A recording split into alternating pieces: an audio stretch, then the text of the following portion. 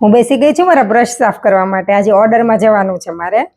ઘણા લોકોની કમ્પ્લેન હોય છે ને કે ક્લાયન્ટને પિમ્પલ્સ આવે છે ને રેશિસ થઈ જાય છે મેકઅપ કર્યા પછી ને. તો એનું એક રીઝન એ પણ હોઈ શકે કે તમે તમારા બ્રશ ક્લીન નથી રાખતા. અને ઘણા ક્લાયન્ટ એવા હોય છે ને કે જેને ક્લીનનેસ બહુ પસંદ હોય, તો એ છે ને તમને કહે ના કે તમારું કામ સારું નથી કે આમ તેમ, પણ છે ને એ નોટિસ બધું કરતા હોય. એટલે એકવાર તમારી વેનિટીમાં નજર કરી લે કે કંઈ ગંદુ નથી ને. એમ જો આટલું ડસ્ટ હોય આપણા બ્રશિસમાં બધામાં, તો એને ક્લીન કરવા બહુ જરૂરી છે. એટલે જે લોકો બ્રશને હવેથી ક્લીન નથી કરતા ને એમને છે ને રોજે બ્રશને ક્લીન કરવાનું ચાલુ, રોજે એટલે રોજે નહીં, જ્યારે જ્યારે તમે મેકઅપ કરી લો ત્યારે. જો આ ફાઉન્ડેશન દેખાય છે, જો આ કેટલું ગંદુ છે. આ છે ને આમ જમ્સ લાગી ગયા હોય આના ઉપર, અને છે ને ક્લાયન્ટ જોઈ લેતું હોય પછી તમને કહે ના કે તમારું કામ સારું નથી, પણ કેવું બીજી વાર આવશે જ ના.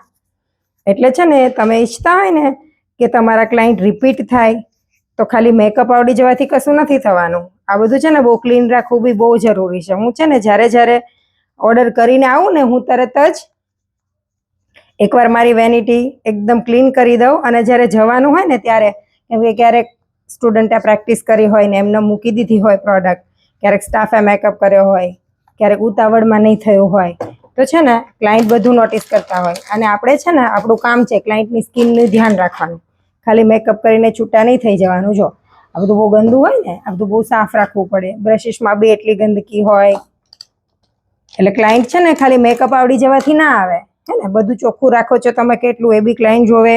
અને બીજું કેવું, આમ સરસ ચોખ્ખા રાખશો ને પ્રોડક્ટ એકદમ ચમચમાતા દેખાશે, મસ્ત.